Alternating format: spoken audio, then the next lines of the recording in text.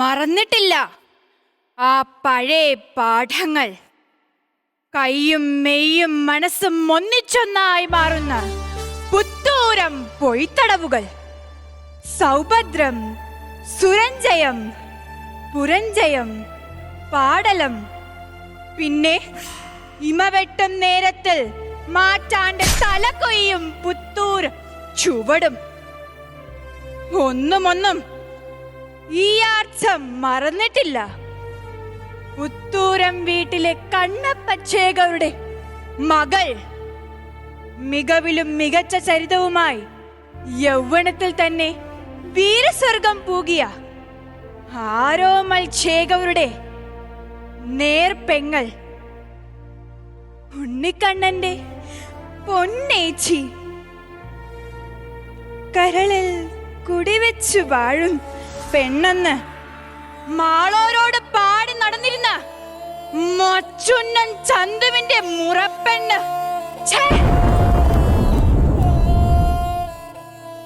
വാസ്തവത്തിൽ ഞാൻ ആരായിരുന്നു?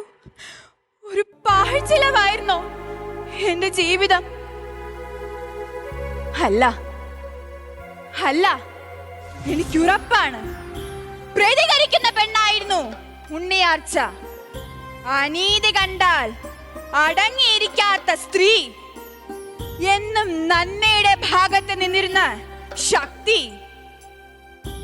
ചെറുബാല്യക്കാരി ആയിരുന്നപ്പോൾ കഴുത്തിലൊരു ചരട് കെട്ടാമെന്ന മച്ചുണൻ ആ ചരടൊരു കവണക്കയറാക്കി സ്വന്തം മനസ്സിൽ കൊണ്ട് നടക്കുമെന്ന് കരുതാത്ത നേർവഴിക്കാരി.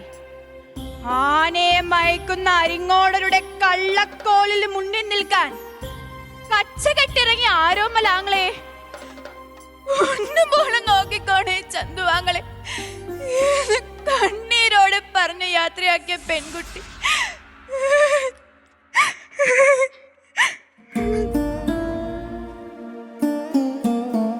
ഉണ്ണിയാർച്ചയ്ക്ക് എവിടെയാണ് പിഴച്ചത്?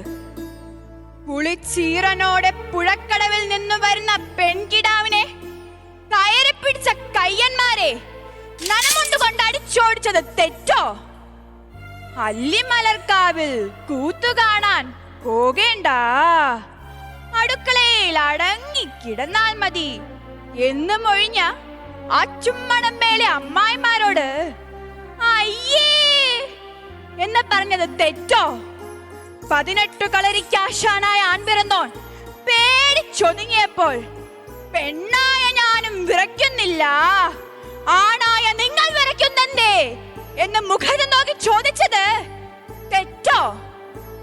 നാദാപുരത്തങ്ങാടിയുടെ സ്വൈര്യം കെടുത്തിയ തെമ്മാടിക്കൂട്ടത്തിന്റെ തലയർത്തെറിഞ്ഞത് തെറ്റായി പോയോ?